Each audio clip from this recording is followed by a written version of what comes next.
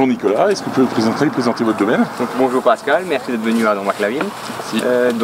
Pernay-Club Nicolas, donc vigneron à Dombac, j'ai 22 ans. Je me suis installé sous l'exploitation familiale, donc côté de mon père en 2015.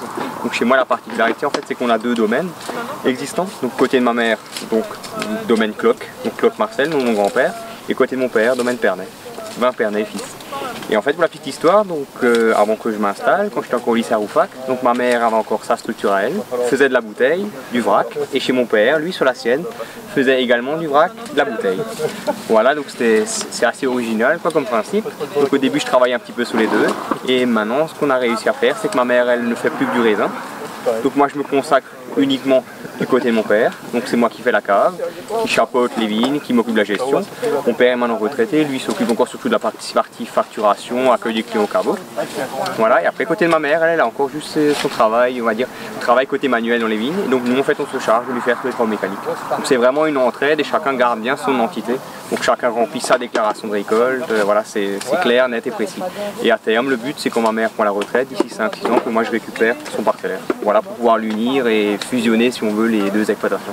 Donc l'appeler Pernay. Au jour d'aujourd'hui, c'est un domaine qui fait quelle surface et vous êtes arrivé quand sur le domaine? Dans le domaine, côté de mon père, donc là ici on est sur 18 hectares.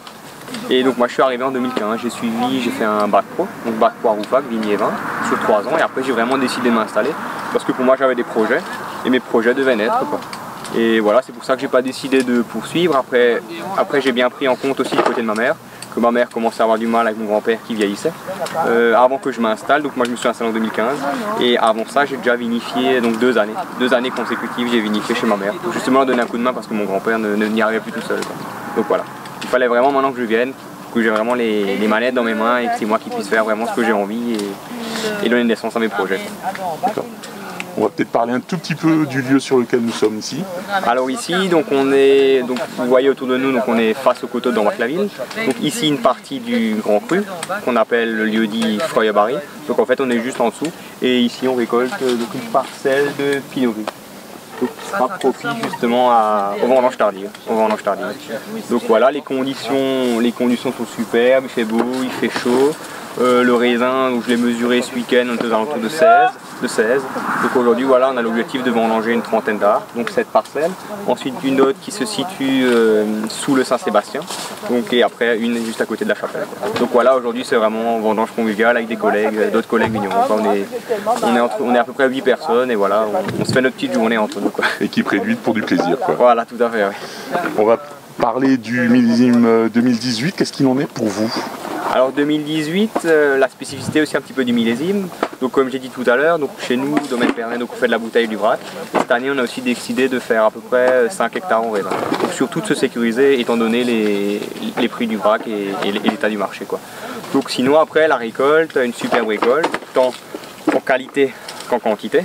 Donc on est vraiment nouveau content de pouvoir remplir la cave cette année, donc ça va faire du bien aux trésoreries, et voilà on est content, on a de belles choses en cave, le gros des fermentations est passé, j'ai encore un petit peu les pinots noirs qui terminent leur fermentation malolactique, et après j'ai encore 2 crus de Riesling qui fermentent, et après j'aurai bien sûr mon pinot gris qui va fermenter tout doucement quoi, mais après on laissera le temps au temps quoi. Justement, parlons des nouveautés que vous allez présenter. Alors cette année justement la nouveauté, vu que là on fait du pinot gris, cette année ce sera la nouveauté, ce sera le pinot gris en vendange tardive. Donc bien sûr qui sera que commercialisé d'ici 18 mois. Au minimum. Au minimum, ouais. Après voilà, voir comment il a accepté quoi bien sûr. Pour finir, on va peut-être parler un tout petit peu du travail qui s'annonce maintenant, qui est on va dire le plus compliqué, puisque les vendanges sont le plus visibles pour le grand public, mais après vous travaillez toujours. Après voilà, c'est vrai qu'on travaille toujours, en cave où les choses se terminent. Après maintenant, bien sûr, 24 heures après, je vais pouvoir débourber maintenant ce pinot gris, le levurer. Ensuite, je vais le mettre dans une cuve que je vais réguler, pour vraiment qu'ils prennent le temps de fermenter voilà, tranquillement, et après toujours à surveiller quoi, au niveau des densités, bien sûr prendre les densités chaque jour.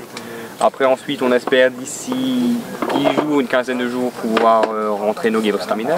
Donc on a laissé dehors aussi dans les objectifs faire des vendanges tardives. Maintenant avoir de la météo quoi, bon, la météo est plutôt clémente. Mais après ce qui nous fait aussi du bien c'est la petite rosée du matin qui ramène cette humidité qui donne un petit coup de fraîcheur. Et donc après pour moi, donc ça c'est une fois le travail en cave, et après une fois que le travail en cave maintenant se termine, j'ai d'ores et déjà les livraisons qui se préparent. Donc là ce week-end je vais partir pour aller dans la Drôme, à côté de Valence. Quoi. Et c'est un petit peu ça maintenant qui va rythmer mon quotidien et mes week-ends. Être sur la route, livrer mon vin, etc. jusqu'aux fêtes de fin d'année. Justement, comme ça, à vue d'œil, à la louche, sur les 3-4 prochains mois, vous allez faire combien de kilomètres en salon, expo, livraison?